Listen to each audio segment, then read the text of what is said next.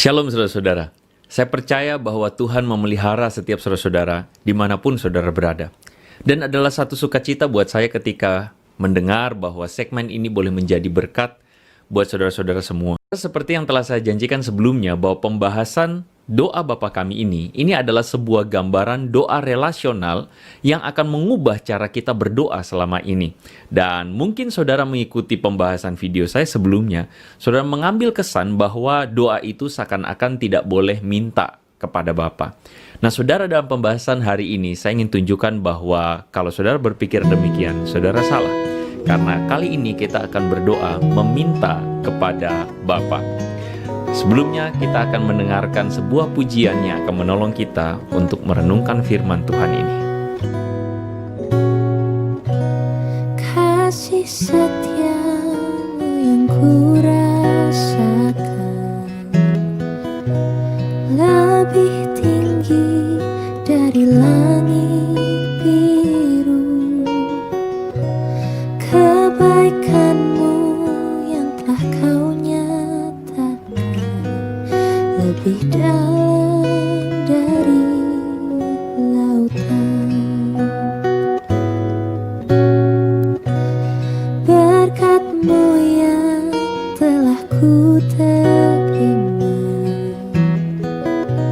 sempat membuatku terpesona. Apa yang tak pernah ku pikirkan yang kau sediakan bagiku. Siapakah aku ini, Tuhan? Jadi biji mata-Mu. Dengan apa kan ku balas, Tuhan, selain puji dan sembahkan? Siapakah aku ini, Tuhan? Jadi biji mata-Mu. Dengan apa kan ku balas, Tuhan, selain puji dan sembahkan? Selain puji dan sembahkan.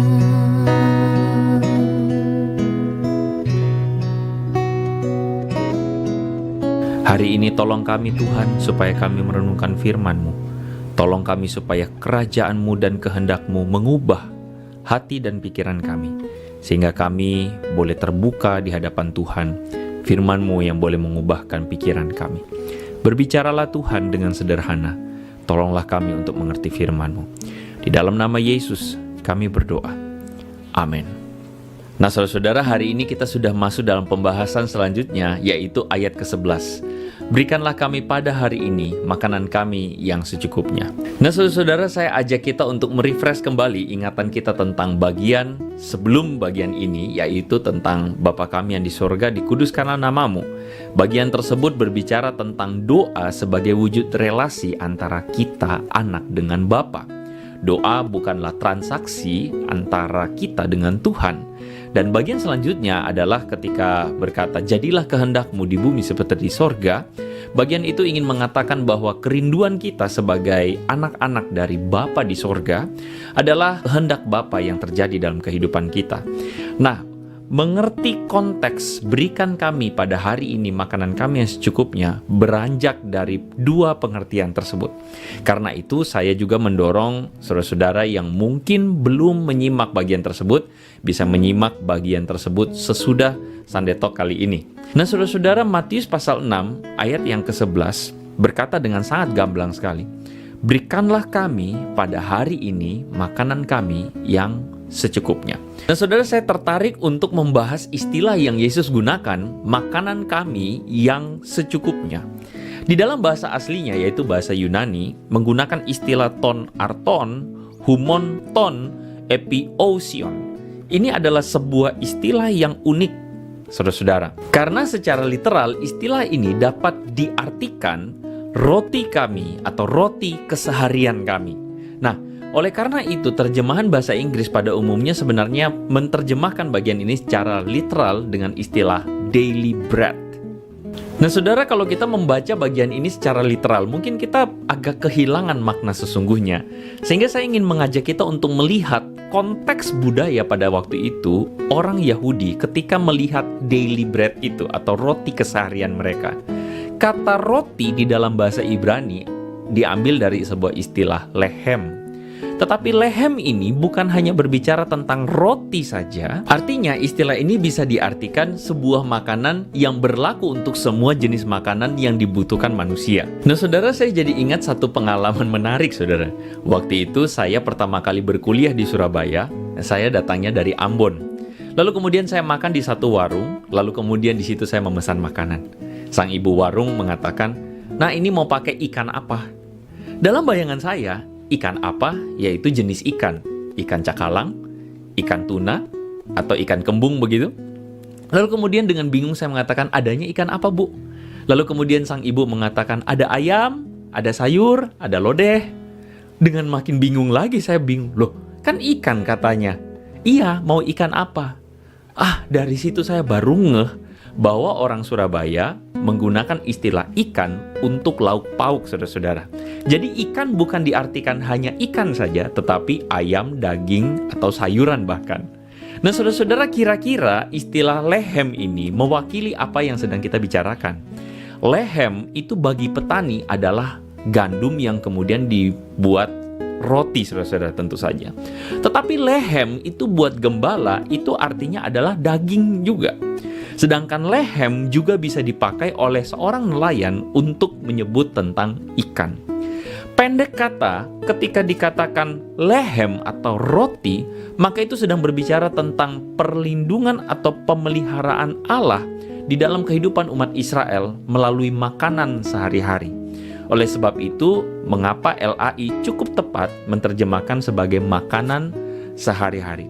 Tetapi sebenarnya ini bukan hanya berbicara soal makanan, tetapi berbicara soal kebutuhan kita sehari-hari. Nah, saudara, ketika berbicara tentang roti, kita tidak dapat memisahkan sebuah pemahaman atau worldview dari orang Israel memandang roti itu sendiri.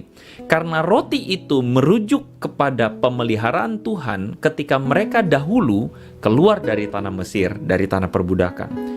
Saudara, kita tahu ceritanya bagaimana Keluaran pasal 16 itu menceritakan kepada kita bahwa orang Israel dipelihara Tuhan dengan cara Tuhan menurunkan dari langit hujan roti bagi mereka. Yang kita tahu namanya adalah mana. Dan menarik sekali di dalam ayat yang ke-16, pasal 16 dari kitab Keluaran, di situ Tuhan mengatakan, beginilah perintah Tuhan. Pungutlah itu, mana itu, tiap-tiap orang menurut keperluannya. Ayat 17-18 mengatakan kepada kita, demikianlah diperbuat orang Israel, mereka mengumpulkan, ada yang banyak, ada yang sedikit. Maka orang yang mengumpulkan banyak tidak kelebihan, dan orang yang mengumpulkan sedikit tidak kekurangan. Tiap-tiap orang mengumpulkan menurut keperluannya. Nah, saudara-saudara, dari bagian ini kita menemukan sebuah pengertian bahwa Tuhan itu memberikan makan mana kepada orang-orang Israel setiap hari, setiap pagi. Dan setiap pagi mereka mengumpulkan makanan tersebut menurut keperluan mereka. Sehingga dalam bagian ini, saudara, kita menemukan bahwa ketika Yesus mengatakan, berikanlah kami pada hari ini makanan kami yang secukupnya. Ini mengandung arti bahwa orang-orang Israel diajak untuk mengenang kembali bagaimana Allah itu mencukupkan mereka dalam segala sesuatu yang mereka butuhkan. Karena mereka tentu tahu bahwa nenek moyang mereka dipelihara Tuhan melalui mana tersebut. Dan ketika Yesus mengatakan berikan kami pada hari ini makanan kami yang secukupnya, maka doa ini mengingatkan orang-orang Israel dan kita tentunya bahwa Allah memelihara mereka, memelihara kita senantiasa. Sehingga respon yang seharusnya kita tunjukkan ketika kita mengatakan berikanlah kami pada hari ini makanan kami yang secukupnya, adalah satu respon yang didasari atas ingatan kita, keyakinan kita, bahwa Tuhan memelihara kita, mencukupkan kita. Dan untuk itu, saudara-saudara, kita bersyukur. Nah, saudara, ketika berbicara tentang mana ini juga, saya jadi melihat bahwa ada konteks di dalam bagian Keluaran pasal 16 itu, di mana orang Israel diperingatkan bahwa mereka tidak boleh mengumpulkan lebih dari yang mereka butuhkan. Saudara-saudara, di ayat 20 dikatakan ada orang yang tidak mendengarkan Musa, lalu kemudian mereka meninggalkan semua mana yang mereka kumpulkan sampai pagi, artinya berkelebihan. Lalu dikatakan maka mana itu berulat dan berbau busuk. Nah, saudara-saudara, ini adalah sebuah fakta di mana ada orang-orang Israel yang mengumpulkan lebih dari yang mereka butuhkan. Mereka berpikir bisa dikumpulkan dan disimpan. Tetapi kejadian itu menunjukkan kepada kita bahwa Tuhan memberkati orang Israel hari demi hari secara cukup. Sehingga saudara-saudara, ketika Yesus mengatakan berikan kami hari ini makanan kami yang secukupnya, seharusnya perkataan ini menolong kita untuk mengingat dan membuat kita untuk senantiasa memiliki hati yang cukup dengan segala berkat daripada Tuhan. Sekali lagi saya mau ingatkan bahwa bagian ini tidak sedang menceritakan bahwa semua berkat Tuhan yang kita dapatkan hari ini harus kita habiskan. Bukan, saudara-saudara. Tentu kita harus menabung, tentu kita harus mempersiapkan masa depan. Tetapi mentalitas hati kita adalah mentalitas hati yang tidak boleh serakah. Saudara, ketika berkata berikan kami hari ini makanan kami yang secukupnya, maka seharusnya kita senantiasa menjaga hati kita agar kita senantiasa merasa cukup di hadapan Tuhan atas semua berkat yang Tuhan berikan pada hari ini. Saudara-saudara, seringkali yang membuat kita merasa tidak cukup adalah hati kita yang sebenarnya kekurangan. Kecukupan itu bukan diukur berdasarkan perut sebenarnya. Yang seringkali merasa tidak cukup itu bukan perut kita, tetapi hati kita. Kalau ada istilah, yang jahat itu bukan perut kita, tapi lidah kita. Benar nggak, saudara-saudara? Kalau masalah makanan.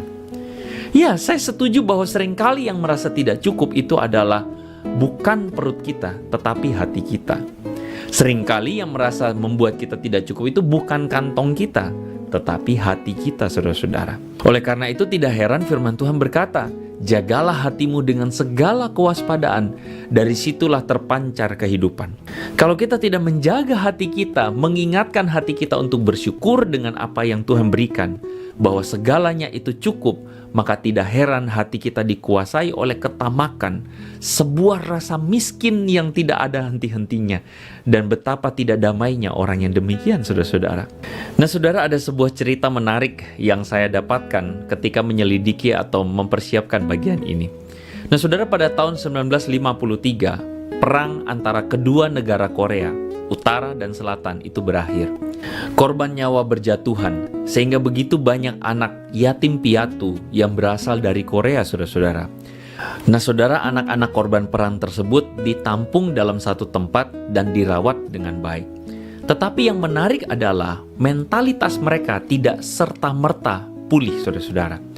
Dikarenakan dampak perang yang berkepanjangan, mereka terbiasa dengan setiap hari was-was, ketakutan, khawatir. Dan salah satu yang mereka khawatirkan adalah jangan-jangan besok saya harus mengungsi lagi ke tempat yang lain dan saya kekurangan makan. Nah, saudara-saudara, itulah yang menjadi fakta yang ditemukan oleh para pekerja sosial yang ada dalam penampungan tersebut. Setiap malam anak-anak tersebut begitu khawatir. Mereka khawatir dan tidak bisa tidur. Mereka khawatir tidak bisa makan keesokan harinya. Menariknya, saudara-saudara, apa yang dilakukan oleh para pekerja sosial tersebut? Mereka membagikan sepotong roti kecil untuk digenggam oleh anak-anak tersebut sebelum mereka tidur. Dan cara tersebut adalah cara yang ampuh.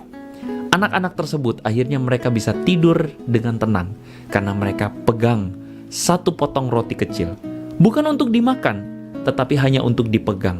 Karena itu adalah jaminan bahwa mereka besok akan makan, saudara-saudara.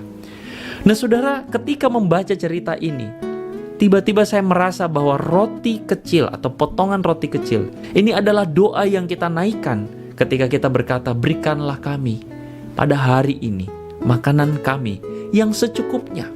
Seperti roti yang kecil itu cukup saja buat kami. Ini adalah janji Tuhan bahwa Tuhan akan memelihara hidup kita secukupnya setiap hari. Tidak banyak, tetapi cukup buat setiap kita. Saudara, apakah kita seperti anak-anak kecil yang mengalami kekhawatiran itu?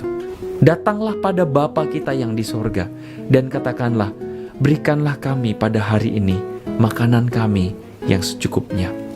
Sehingga saudara-saudara, ketika kita berdoa demikian, maka kita ingat dua hal penting ini.